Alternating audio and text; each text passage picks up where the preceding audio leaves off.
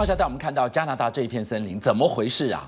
它会打呼哎，这个已经不是打呼了，这个看起来是我们的地球呢已经受不了了剧烈的喘息，它在一个喘呢。我们仔细看这个画面，你看是最近在魁北克这边看到的，在森林的地面，你看突然之间往上飘起来，怎么上面的那些巨木摇过来摇过去，然后又往下沉下去，然后呢呼吸是越来越急促，越来越急促，好像整个胸口快闷了，受不了了。原来森林竟然有这个呼吸的一个现象，那这怎么回事呢？到底？这还不只是如此，其实在3年前呢，2015年加拿大这边就开始发现森林会这样起起伏伏。对，但是上一次呢还不是比较温和，稍微的想，大家就下来看，这是上一次拍到的。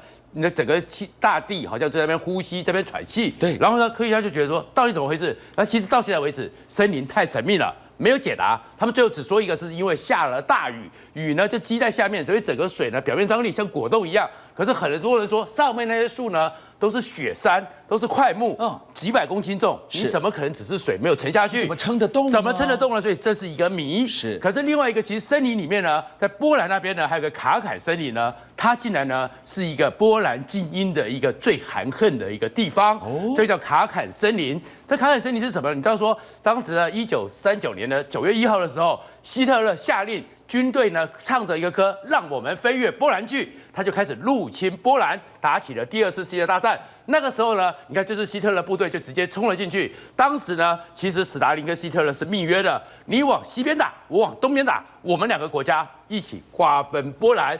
所以呢，他们当时2个国家就把波兰给占了。占了以后呢，其实史达林呢抓了很多波兰的精英，可是呢，史达林呢他一直想要并吞波兰，所以他1940年4月1号开始呢，开始想一件事情。我要把你们给通通处理掉，这么多人你怎么处理掉？所以他就在卡坎森林这边，他选到这个边境的一个森林，是22000个精英，包含1个元帅、14个上将、政治家、科学家、文学家，通通送了过来。对，然后呢，他不像那个南京大屠杀这样子随便的乱杀，地上挖个洞，300个精英，而且有照明册，一一点名，这个是将来你可能会危害我统治的人，对，就把你给从后面枪杀之后是丢了下去。丢了下去之后，一层土埋起来。第2天又是300个，就是这样子一批一批的把这个22000个波兰精英通通烧灭在埋藏在卡坎森里面。可是1943年的时候，是希特勒的部队打进来这片森林的时候，一挖才发现说，原来你苏联干了这么一件狠事。可是呢，丘吉尔和罗斯福说，这件事情现在呢，我们要拉史达林站在我们这边，就帮他给遮掩掉。这一遮掩就遮掩了几十年，直到后来俄罗斯才承认。可是呢，第一批精英都已经死在这边了。然后俄罗斯呢，他们就开始了波兰政府总统了，他们就要去重新的去建一个碑，在他们一个70周年的时候要过去向他们致哀，向这些先烈们致敬，希望你们安息吧。可没想到他们那架专机就飞到卡坎森林附近的时候，突然之间神秘的就坠毁失事了。波兰的总统、波兰的参谋总长、波兰的央行总裁，一堆那个专机里面的波兰精英就又掉在卡坎森林这一边，所以他们讲说，哇，波兰当时的政府吓了一跳，我们第一批精英死在这里了，好不容易我们重新复苏起来，我们第2批的国家精英怎么又死在这个卡坎森林了呢？后来有人在看的时候才知道说，因为他们的含恨怨气还在，因为他们坐那架飞机不是波音的，不是 Airbus 的，竟然是苏联做的图154，我就是苏联人杀死的，你还给我用苏联的飞机？所以飞过上空的时候，人家讲说，是不是森林的怨气，所以亘古长存？这个是卡廷惨案，这一片林子里面变成了巨大的一个谜团。如果说到谜团的话呢，好好来跟我们讲讲看，这个蝴蝶的俯瞰图形下面藏着什么样的秘密？这个是110年来所有科学家智商167、177的人都解不了的谜，叫做通古斯大爆炸。它是1908年的时候，突然在西伯利亚那边呢有一场巨大的爆炸。地震当时候是欧亚大陆都感觉到地震，是甚至天空的一阵白光呢，那个白光是连挪威都看得到。可是这个爆炸到底是怎么回事，一直没人解了这谜。对，然后直到了1927年的时候，有人去那个现场一看到，吓了一跳。你看，就像这些树林呢，通通被吹倒了。是，那这吹倒了，它是雪山，它是红块，它是楠木。那当时讲说它的爆炸能量就规划1000颗广岛原子弹，可是呢，后面当然慢慢的，现在飞机起来了，无人机、卫星起来的时候，一看它真的爆炸了这个树林岛的范围，对，吓了一跳。它是从中心辐射出去的，可是一颗陨石打下来，通常看到就是一个同心圆，对，然后从同心圆里面散出去。可是俊相一看以后，他吓了一跳，它竟然是一只蝴蝶。如果这还很奇怪了，如果是一颗陨石打下来，你不会是一只蝴蝶，对，而且更神秘的是，其实找了几十年，找不到一点残骸，直到了是2011年的时候。在一个附近的一个湖底里面捞到了几颗小的鹅卵石，大家才想看，而这个鹅卵石在地球上不应该存在。什么意思？上面有什么线索？所以你看，这就是当时发现的这些小石头，而这边还有一些，你看看有一些形状，有一些形状，就发现说这个石头呢非常的坚硬，对，它呢是一般在正常的环境里面没办法做出来的，所以他们自己用雷射刀去射、去割，都只能切出清晰的痕迹。是，但是没想到一切割的时候，你看到没有？它上面竟然找到这些石头里面有这么深刻的象形文字，地球上从来没见过的文字，竟然有人在雕刻上去。然后更奇特的是说，发现说它里面还结了氖啊、氩啊、氮啊这些惰性元素在里面了。惰性元素一般是在地球上都不跟其他东西结合的，是。而且如果有用的时候是什么？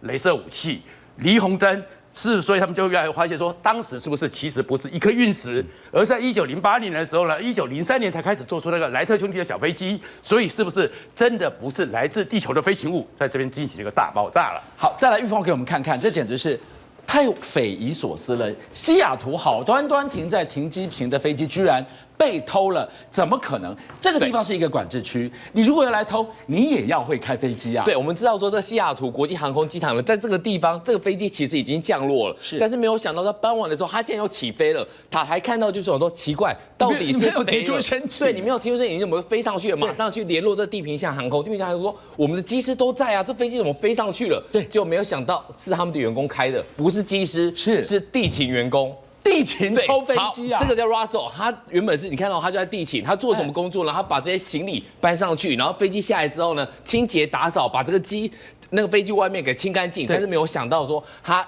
非常的喜欢飞机，他干嘛？他这么想当机长啊？对，他一直没有机会。但有一天他终于忍不住，他看飞机已经停妥了之后，他就开上去。开上去之后，塔台的人马上跟他联系，就说你在干什么？你是谁？他就说，人家那时候已经知道说他是 Russell 了。他说你不要叫 Russell。叫我什么瑞奇机师，他是一个电玩的高手，电玩的宅男，他每天在家里打电动，打了好多年。但是真正飞机跟电动玩具一样吗？不一样啊！飞机当电玩，对，然后塔台就一直跟他指引说：“哎呀，你打电动很棒，好，但是你看右手边，右手边有一个跑道，它是空军基地，你可以在那边降落。”对，结果呢 ，Russell 就讲说了，抱歉。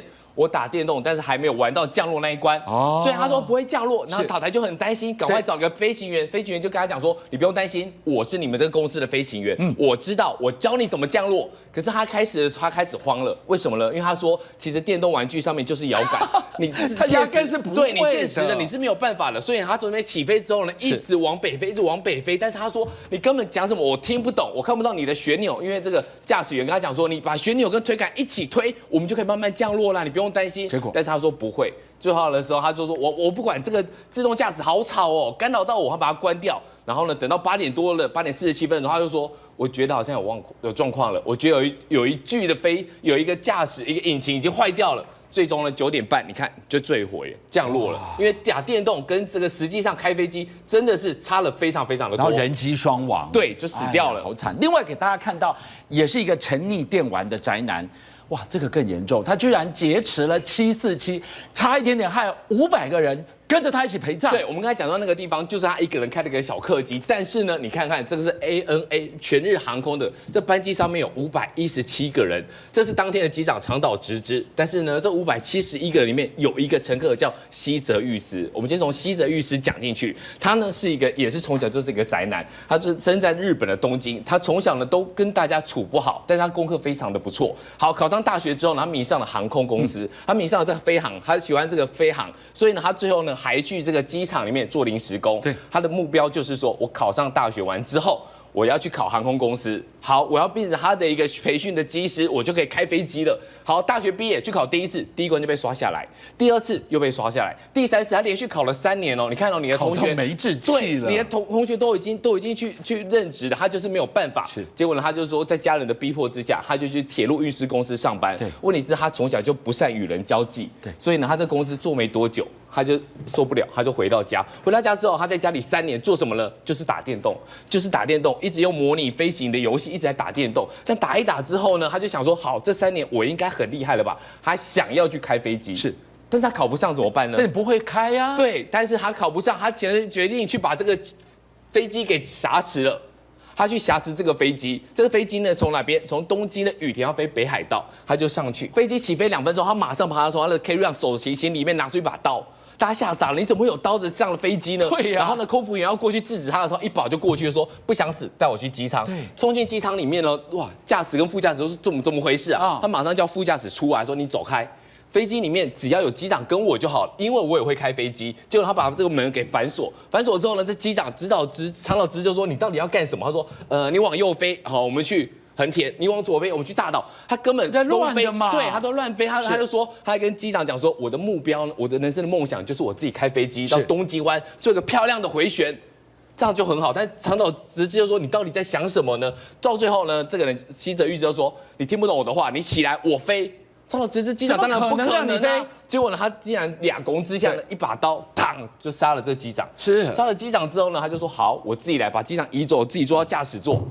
哇，糗了，太疯狂了！他根本不会操作这台飞机，这是一个517人坐的这种大型波音747，他根本不会操作它。快，后面还有一个副机师，赶快进来。好，但是他不管，他就自己在那边弄。但是呢，这时候紧急的事情发生了，大家都知道说这个飞机往下快速的急下降的时候，最后一个老先生就说，到底发生什么事情？空服员还是跟他讲说，你不用担心，我们跟塔台讲了，已经有人挟持了，我们要做安全程序的控管，你们不可以进去。现在我们要一切按照 SOP。就老先生就火大了，就说不用管了，请大家支持我，我们直接把门给踹开。冲进去之后，果然看到机长就倒在这个驾驶座上面，已经昏迷过去了。这老先生竟然一把就 take over， 他就接管了这个飞机，竟然他自己也会开。然后呢，这个西泽裕司呢，那个时候就被他给绑住了。其实我们看这个画面哦，其实他距离地面只剩下200公尺，非常近了。他为什么也会开飞机？他以前就是空中巴士，他是现职空中巴士的机长，那天刚好休勤，刚好休假，